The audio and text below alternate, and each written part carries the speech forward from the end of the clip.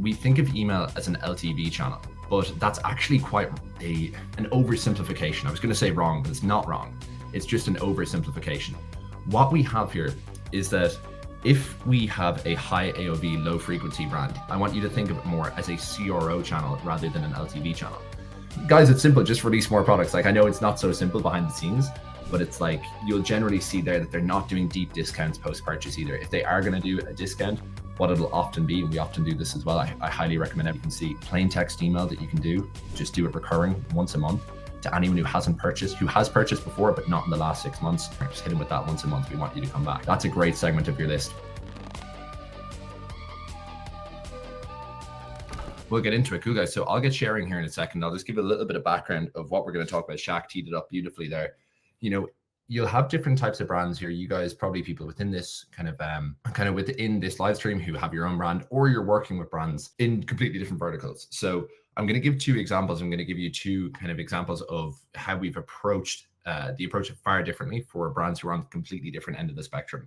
What I'm going to be calling these in terms of the archetypes is basically on the spectrum of what their AOV is like versus their order frequency. So what I'm going to be calling this is like high AOV, low LTV being, you know, basically LTV in terms of frequency. Think a furniture brand. Are you going to buy a second 4-seater couch for your home?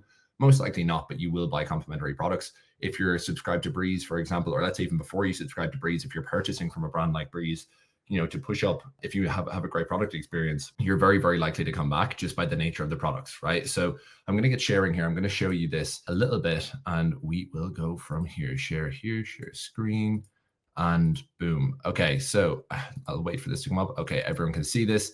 This is me. This is my business partner who many people have told me is more handsome. We got some links here, but we'll get straight into it. Two Conors, you know, so yeah, to be the less handsome of the two Conors, it does sting. So we'll go here, right? So we have three broad categories, and I'm going to bring up some examples of these because I think examples are really, really helpful for people to work backwards, you know, from the examples rather than hearing principles. To work backwards from two examples will be a lot easier to kind of see these principles in action. So we're going to put in three categories of brands here: low AOV, high frequency. So think Breeze, for example. Breeze is a fantastic example of this, you know, or let's say you take really, you know, any kind of darling of the space kind of in consumable, you think of AOV or you think of another brand as such, and we have high AOV, low frequency. For this, you know, think of Hexclad, right? Think of something like that. Are you likely to come back and buy a second product from Hexclad? Maybe you would, but you know, just by the nature of the products, it's not exactly like collagen protein or something like that. And we have medium AOV, medium frequency. Here, think apparel, think gadgets, think Gymshark or think Ridge, right? For this kind of third category of brand, right? So we're going to go through the three kind of ways that we're going to apply this here. We're going to go and take these two examples, which is going to be low AOV, high frequency, high AOV, low frequency.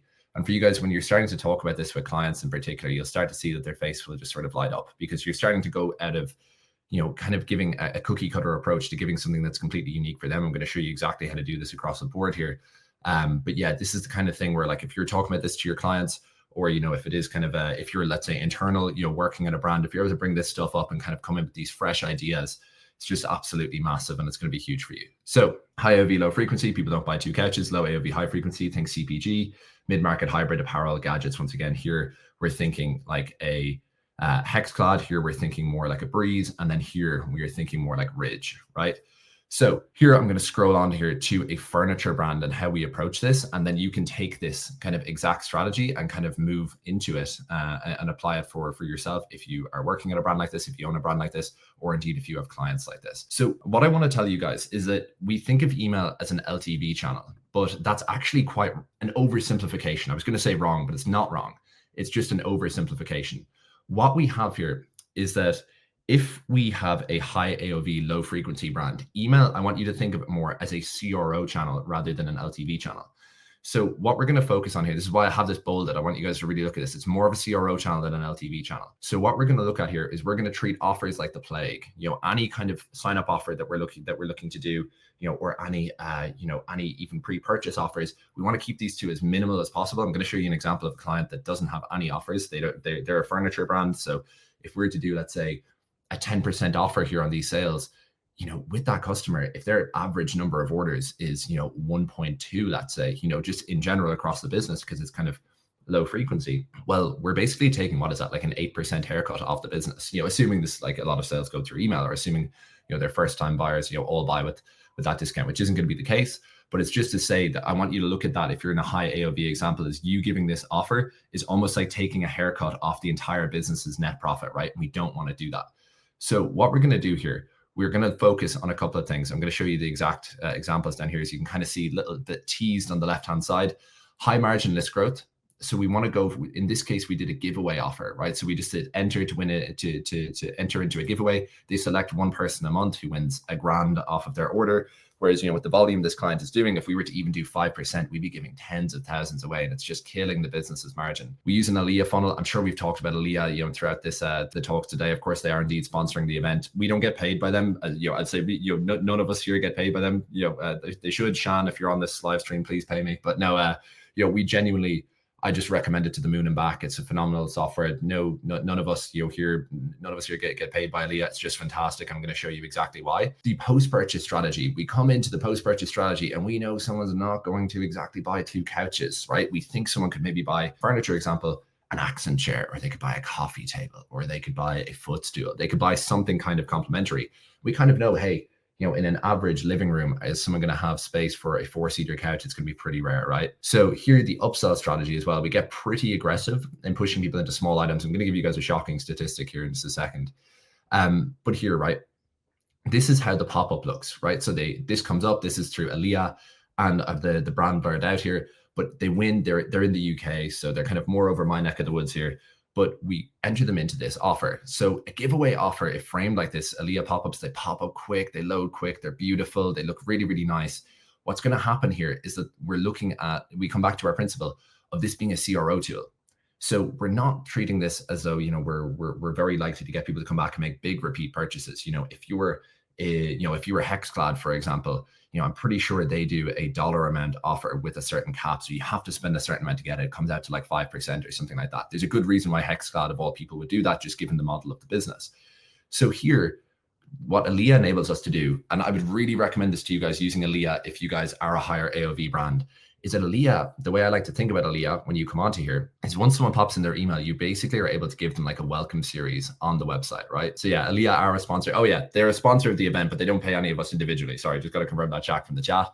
But no, Alia gives you, this welcome series on the website. And if you're in a high AOV category, it just works extremely, extremely well. So yeah, this is for me, just completely recommend Alia to the moon and back, right? So from here, we're able to, this converts at like 9.5%. Not saying that this is going to happen on average, because that is a very, very high conversion rate. I think I just pulled in down here. This converts at like 9.5%. The funnel is just absolutely smashing it. And yeah, like I just couldn't recommend this enough. When we come into the flows, guys, down here, the flows are meant to be really, really long, right? So for anyone here, just build these out for your brand, build out the skeletons, build out and kind of think to yourself what kind of content you can put in here front and center, and think that you almost need to have more shots on goal.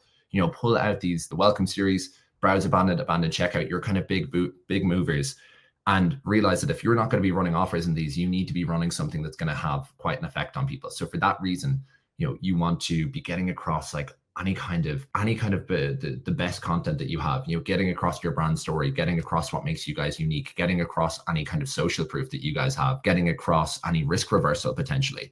If anyone here is more so based in Europe, particularly if you're based in the UK, I always ask this to people in the US, but I know Trustpilot isn't as such kind of a make or break deal as it is kind of over in Europe. But if you have a really good Trustpilot rating, it's something you'd even want to put in. So like these flows, be thinking really strong list growth, no offer, and then a nice long set of flows here as well. When we get into post-purchase, guys, if you have a small item that people potentially buy, or if people come from purchasing a big item that's kind of above $1,000, or it's even above $500, that would be quite a high AOV in general. Post first order, we want to get pretty aggressive here with getting people to upsell.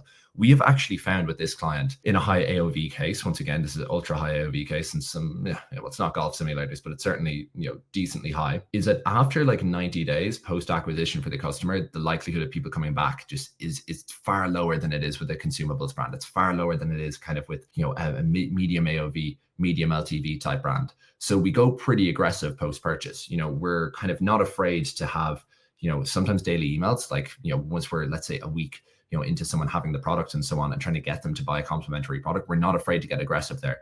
And it's one thing that I've kind of changed my mind on in the last year, is actually that, you want to build community. You want to give people really, really good content, as we've been talking about, but you also want to, not sacrifice today completely for an imaginary tomorrow. You want to go and be at least decently aggressive post-purchase, because in the first 30 days post-acquisition, you can do a lot more than you think. You can drive up the value of people quite a lot on average. You can probably drive up customer value on average by like 20%, 25% even in the first 30 days, if you know when to be aggressive. So, it's not something where, hey, someone purchases, let's leave them dormant, let's leave them be for a couple of months even. You don't want to do that. You can get a little bit aggressive here as well. So for them, we don't do any offer here on the pop-up. Well, I guess we do that giveaway, but it's cost them £1,000 a month, where this could cost them, tens of thousands, if they were doing even a 5% offer. So Alia, this is my shameless plug for Alia, even though they're not getting not getting paid to say that. But here, basically, with a high AOV, low LTV, naturally, kind of by the nature of the products, want to focus on high margin list growth, treat it more as a CRO channel than an LTV channel, long pre-purchase flows. And then actually, once someone buys a big item, we want to get pretty aggressive. If they're buying something small, we want to be trying to upsell them somewhat aggressively here as well. So for you guys, that's kind of more so the play for a high AOV, low LTV brand. And yeah, we'll kind of move on to a second example here. Any questions actually before I go off that? We might come back to this at the end, but yeah, we can do that. Let's do it. Okay, so we're now going to move on to a CBD client example. This is closer to Shaq's world. Let me go on to present. There we go. So we're getting more so to Shaq's world here with Breeze. And I think Breeze is a great example for you guys, like looking at this in terms of a different archetype. What we want to do here with CPG is that, because we can bank a little bit more on the idea, once again, we want to know our numbers here. Of course, I want to preface it by saying that if we give a slight offer here on the front end to get someone to join the list, it is not the end of the world. It's not the end of the world whatsoever. So, you'll often see, if you're looking at CPG brands, you'll often see like 10% discounts. You'll often see 15. I've seen 20s, sometimes, even bigger brands doing 20%, brands that I know are absolutely crushing, but those would be brands that from years of running and from years of being operating at scale, they definitely know their numbers really, really well. So they know that they can do that, right? So the preface here, when I'm saying, it's okay to do a bit of an offer here in the front end, I'm saying know your numbers. Hopefully, if you guys, if the business is a little bit younger, or, if this is for your clients and they're a little bit younger, definitely just know your numbers and still, don't go crazy on the front end here. So here, what's different, right? So we're okay with giving an offer. This is completely different to the high AOV case. We're okay with giving an offer. What we're going to look to do is we're going to try and use that offer to drive a quick purchase on the front end. And actually, once someone signs up, our goal is going to be to get them to come back within a month. Our goal is going to be to get them to come back and make a full price purchase within a month. Ultimately, we want to get them onto our subscription program. You'll see, obviously, that's a huge aspect of a lot of the big kind of CPG brands that we see crushing in the space. But now you're starting to see that, we're trying to sell more of the same, right? So this is, I don't know if this is a hot take necessarily, but cross-selling compared to upselling, basically, it really doesn't happen nearly as often as upselling happens. So what we're going to be doing here post-purchase, primarily on a CPG side, is we're going to look to get them to buy more of the same. We're going to look to get people to buy more of the same item that they've already bought. So this client is actually a little bit of a higher AOV for a CPG brand, but they do a $20 offer. This is crazy. $20 I think is actually too high. But it has this crazy opt-in rate. Shout out again, Alia. Once again, not paid to say this by Alia. It just really is. It's just a standard for us now. It's just really, really fantastic. We still use long flows, but we start to get more aggressive towards the end. We really up the ante towards the end because we have more room to play with using these offers. We're trying to, towards the end of our pre-purchase flows, if we have these split out by people who've never bought before, we look to get a little bit aggressive. You can up the discount even again towards the end. Really, once you know your numbers, you can do this. You could go from a 10% to a time-sensitive 15% at the end. That could work for your brand or for your clients, right? Then what's going to be different is we want to get people to buy full price within 30 days, or at least drive a second, or at least drive a slight, small second purchase. Ultimately, we'd like to get them to subscribe, but we want to get someone to come back within 30 days. Once again, this isn't going to happen with a brand like Hexclad, but it can certainly happen with a brand like Breeze. Once people have a good experience with the products, they're very likely to come back quickly, right? So within the subscription program that we'll touch on is, every sixth order, we actually do with them, every sixth order is free. And they've really, really strong, retention rate on their subscription program. I know we would have had the main man from 100 Celsius would have been talking about this, very, very knowledgeable on the topic, of course. But, you know, a lot of people, you know, it's a tough one to avoid. Obviously, this happens with a lot of brands, but a lot of people sign up to subscribe and then they might go right away. It's not ideal that some customers will do that, but it's just something we have to be mindful of. Once subscribed, we're going to keep our communication to a minimum. So I'm going to come down here as well. I'll talk a little bit about sales and how sales will work with a CBD brand, or sorry, with a CPG brand. But with here, right, we're able to sacrifice a little bit of margin on the front end and push people, you know, and try to push them into upselling with a little bit more of an aggressive post-purchase strategy, you know, wholesale that isn't just about trying to snipe and get people to buy something a little bit smaller. We're looking to get someone to buy something full price when they come on next, right? So here, Alia, goddamn, like, how does Alia do this? I actually did the math on this with Shopify data because I was like, Alia, how are you doing this? Like, this is actually insane. Now, the offer is very strong, so this is not going to happen in most cases. But you can see here, you know, we're doing really, really nicely on the Alia form. I think you'll start to just see so much of this more around Twitter in general from a lot of brands. You know, people who go through that mini welcome series on the website is like 90% of people. And what we found, right? So from this point, like, I should have pulled in some of the upselling metrics. I'm sorry, but you know, we have really, really strong, you know, retention on the subscription program. And what we've actually found with like a lot of these customers, even when we run things, you know, even when we run things such as sales, or even if people come, you know, buying through like some slight discounts, their propensity to come back is actually really, really high. This, you know, brand that's really, really high quality products in general. But I'm going to show you even the effects of like their Black Friday sale and how many people came back in like just a short period. Black Friday just ended, you know, for them maybe 3 months ago, or 3 months ago, nearly to the day. You'll see here, people who purchased for the first time was about 14,000. Over a third of them came back since. So actually, when we were continuing on with like kind of this aggressive communication cadence, you know, when we had these aggressive, you know, post-purchase flows that we're trying to get people to buy again, we found like over 30% of these people acquired in Black Friday. So you might think, you know, a lot of the talk on Twitter, I think Shaq would be a better man to speak about this than I would, you know, from running Breeze and from all of his experience in the space. But there can often be quite a difference in terms of the value of customers acquired during Black Friday or acquired with an offer versus not. So you'll often see, you know, when people are doing cohort analysis, you know, with their customers, you know, you'll see that when people who are acquired during Black Friday often turn out to have a lower value over the long term than people who weren't. So it's actually interesting to see here, once people have a good product experience, it's actually, as we can see from the numbers here, can actually be quite okay to give a little bit of an offer. It can be quite okay to give a little bit of an offer to acquire someone. You know, obviously there's going to be an even stronger offer during Black Friday than there will be on most people's pop-ups. But with this, with a lower AOV, high natural frequency case, you know, I just want to say that like discounts aren't the end of the world. You know, I know like we sometimes treat them like the plague on Twitter and things like that, not the end of the world. So coming back here, your business model is going to be completely unique to you. This is a spectrum. Once again, AOV and frequency, we'll just call it these two. You might have an AOV, let's say you have you know, a lot, let's say you're selling saunas, for example, right? And your AOV as a store is $3,000. You're going to have to approach things completely differently. You know, if you're going to do a 10% offer on your sign up form, you could be taking $300 off of nearly every order that you bring through the business. It's such a huge haircut off of the business. You know, and the likelihood of you getting someone that they're going to buy a second sauna, it's quite low. But if you have other complementary products, they could potentially buy those. We want to give up the minimum margin possible that we can possibly do. You know, if we're in that case where we have a super high AOV and then we want to snipe almost with our campaigns, we want to find people who've purchased and we want to see what they could potentially buy. We want to have, you know, post-purchase flows that push them into complementary products that don't try to get them to buy the same thing. You know, whereas if it's, once again, low AOV, high frequency, we want to get them to buy more of the same thing. Why do we want to do that? Because there is no better indication of them, you know, being interested in one of our products than if they've spent their hard-earned money on it. So you might have one product that deals with pain relief and another that deals with insomnia. People have bought the insomnia product. We want to push them more so into buying those products because we know categorically that they want those products or else they wouldn't have bought them, right? So that is kind of the main difference. And yeah, if you're able to tailor how you do things on the list growth side of things, on your flows, and then also on how you approach repeat orders in general, you'll have far better results. So yeah, I'll open up the floor here. I know there's quite a run through. I feel like I went through somewhat quick. I know I speak very quickly, so I hope everyone's able to listen through that even so. But yeah, that spectrum, yeah.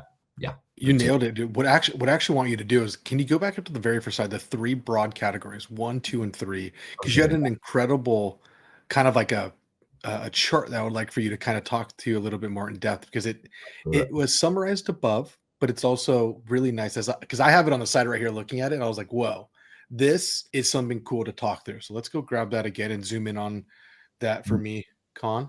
Let's grab this here. So yeah. 3 broad categories.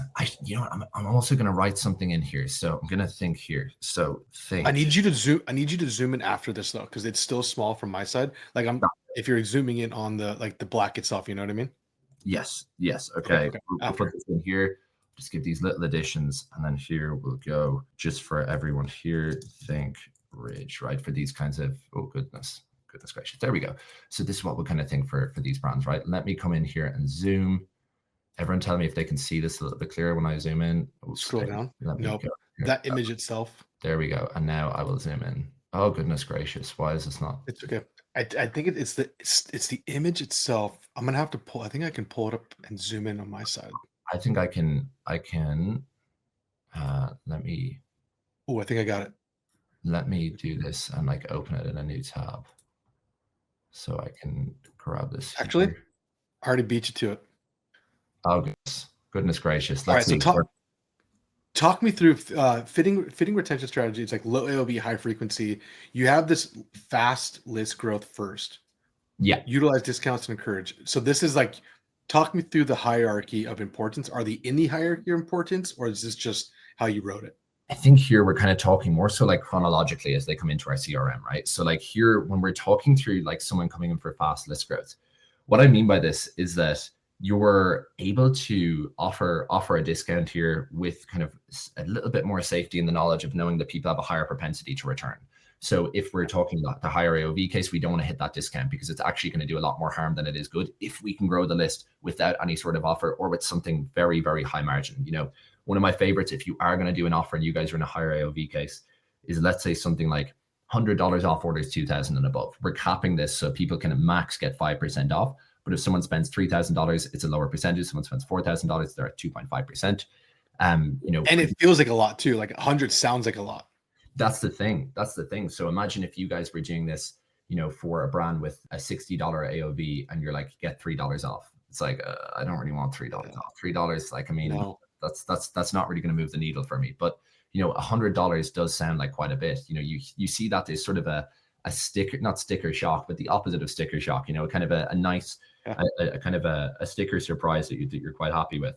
So here, you know, you'll actually see guys like a lot of even like mature brands, mature consumer packaged goods brands who would know their numbers to a T, and they'll be running even like 15%. Sometimes they go like a little bit higher, even potentially, because you know they'll do, you know, as much as they possibly can to grow their email list.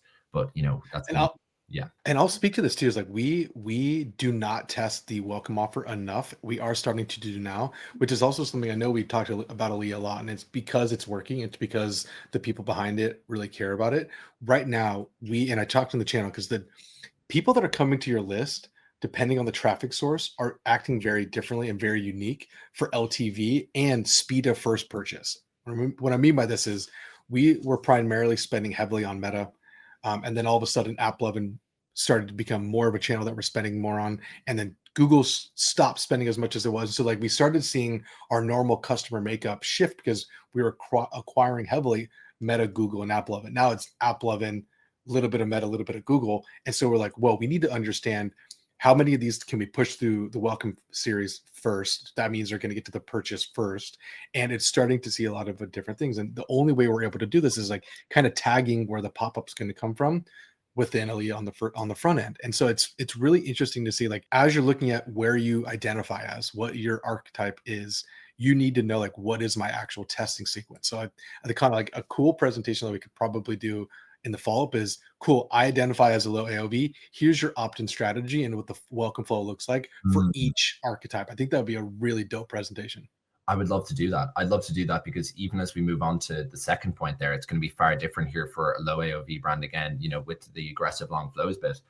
Is it quite often, you know, something that we love to do, and I'd recommend a lot of you guys, you know, think about this strategy, is that if you go in a tiny bit low on that front end offer, if you can kind of just, if you can go in there and still make it enticing, but keep it a little bit lower, what you're able to do later on in a welcome series, and also if you were to split your pre-purchase flows, this is to say your site abandoned, your browse abandoned, your abandoned cart, your abandoned checkout, and you were to split that by if someone's bought before or not, you can actually treat someone who's never bought before as though they're almost in the welcome series in some respect. In a sense, they sort of are, they haven't ever purchased. So what you can do, is for a short period of time, you could just send that offer a little bit, give them something to just sweeten the deal, just to drive a little bit, give those new customers a little bit more to push them over the line. I know we talk about treating our long-term customers a lot better, but you'll actually find if you split your flows out like that, even without giving offers or with giving slight offers, your return guys, your guys who've been there before, they'll actually buy nearly at they'll buy a lot more readily than people who haven't ever purchased from you before. So actually, if you were trying to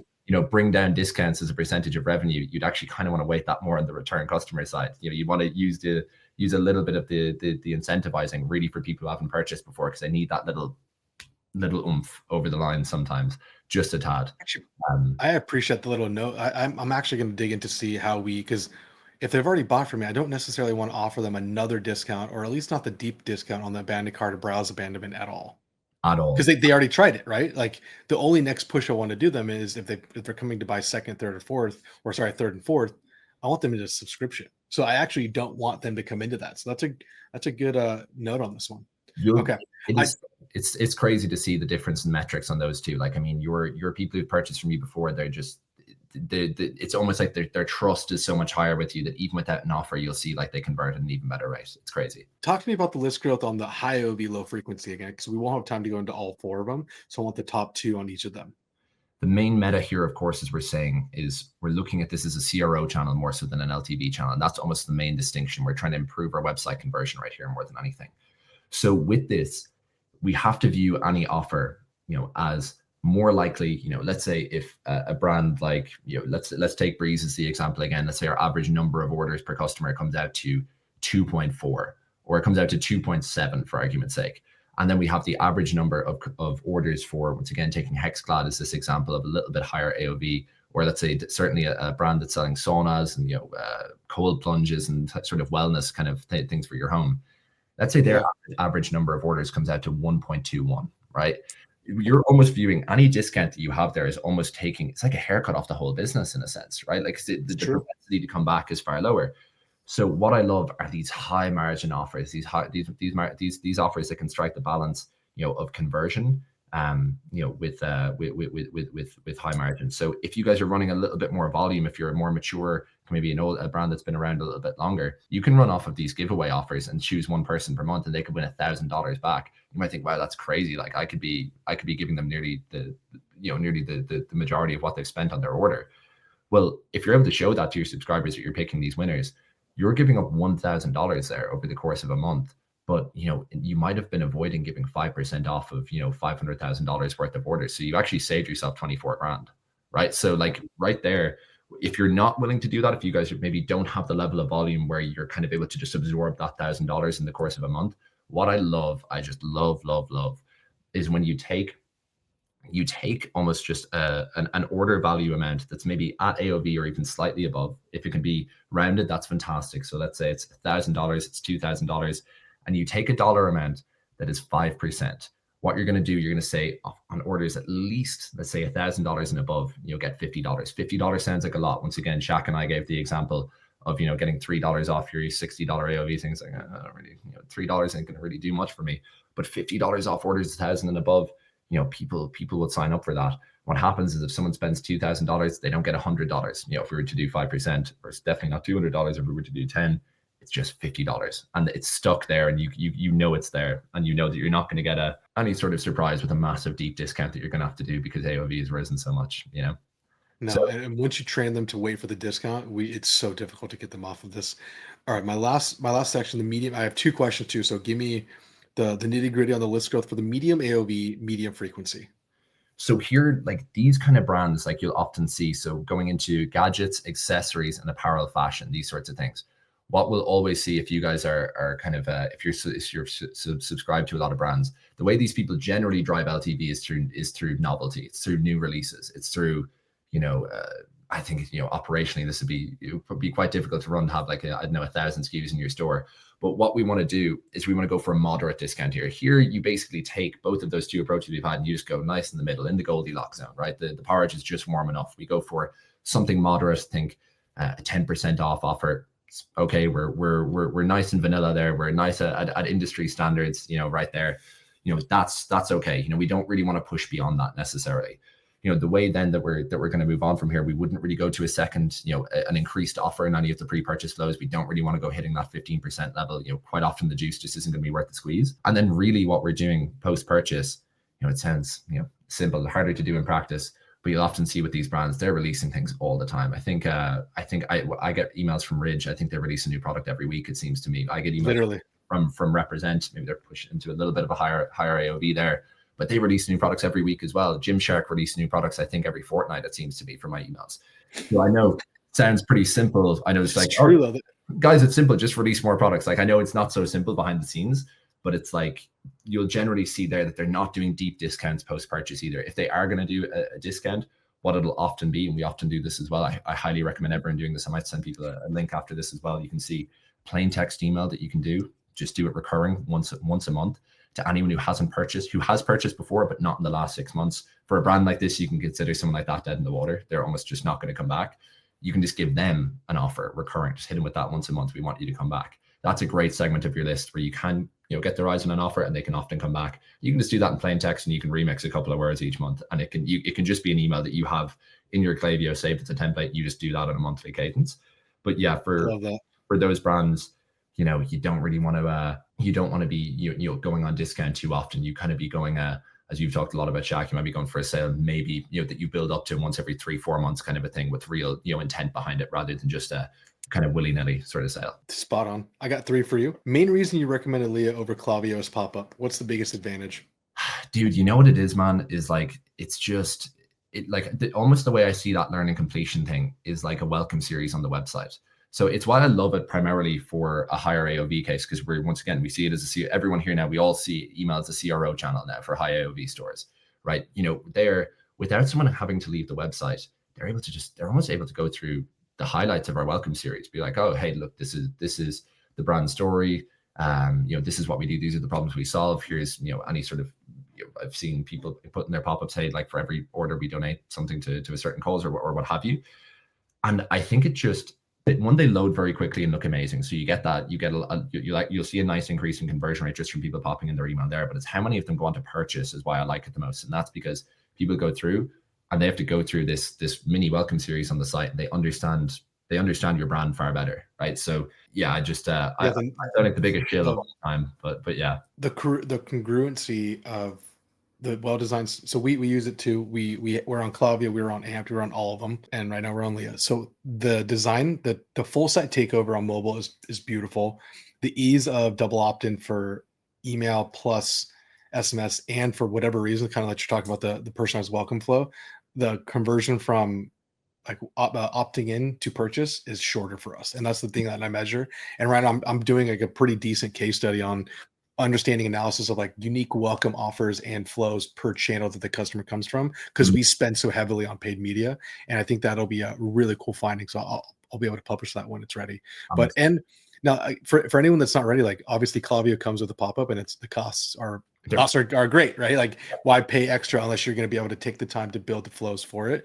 And I think that's why a lot of I would say it's a pro user, even though anybody can use it, but a pro user will spend the time to go really nitty gritty on something like Alia.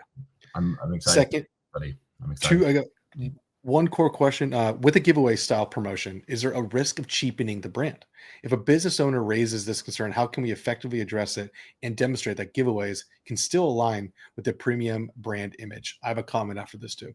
Yeah, like I think here, I think when we think of giveaway, I think of like those COVID, like giveaway brands that popped up on Instagram kind of all the time and that sort of a thing. I think like with the brand I showcase there, they're very much like a luxury sort of style of brand. And that's like a big reason of why they don't want to do any sort of discount. I kind of think, for me personally, from my own perception of it on a pop-up, to me, it's kind of like a non-issue. If it's an enter for a chance to win kind of thing, like it's we select a winner per month. For me, I think if you're framing it to them, let's say if you're framing it to, in this case, if it's for your client, or potentially if you're working in house for that brand, just from me reading the question, is, I think is to draw a distinction between, hey, this isn't like we're doing giveaway prizes all the time and we're like broadcasting this to everyone and like, look how cheap this is. It's just, we have one winner per month, and we'll let people know about that. But you're able to say, hey, look, I think this is going to be an offer that's going to convert really well. You can show them the math if it is actually, if they're running at, if they're a bigger brand, and you're saying, hey, we think 400 grand could come through this pop-up, and if we do a 5%, it leads to us taking off 20 grand off of that. you know, this is just $1,000 per month. We're saving $19,000 to the bottom line right there, you know. Good. It's very good. That was nice. I think about this two ways. So Ridge does their Jeep giveaway, and also diesel power gear guys were doing sweepstakes for entry for purchase. Doing a giveaway doesn't cheapen the brand if the perceived value and actual like nominal, like the actual dollar value of the giveaway is high. A car is very high. And why people do this is because you put it around peak moments that you actually don't have much to talk about. Because if you aren't launching a bunch of brand new products, you don't really have anything new to say or talk about or get someone a reason to purchase or buy. The giveaway and the magnitude of the giveaway is important to put during times of a lull for your specific business. Ours, we're learning that our lull is sometimes in like this August, September, end of summer play. Okay, cool. We need to make sure we plan something, an incentive for them to sign up or want to spend money to be entered to win. And there's legal reasons and ways to do that specifically there. I actually have Van Oaks talking about this in Miami. How do you run a real giveaway around big gifts? And we'll record it for you guys that can't be there in person. But this, as long as there's a alignment with a giveaway and it's significant enough to your audience, it won't cheapen it. If anything, it'll actually raise the value and it'll be more beneficial. And there's really nice write-offs for doing things like this. So it is a benefit there. Conor, I appreciate you, brother. Thank you for staying up for me all the way abroad. And I would have you on multiple times if I heard an Irishman talk about porridge on every single live stream. Sweet. The dulcet tones, Thanks so much for having me, Shaq. I appreciate it. Everyone else, thanks so much for listening into the chat as well. I really, really appreciate it.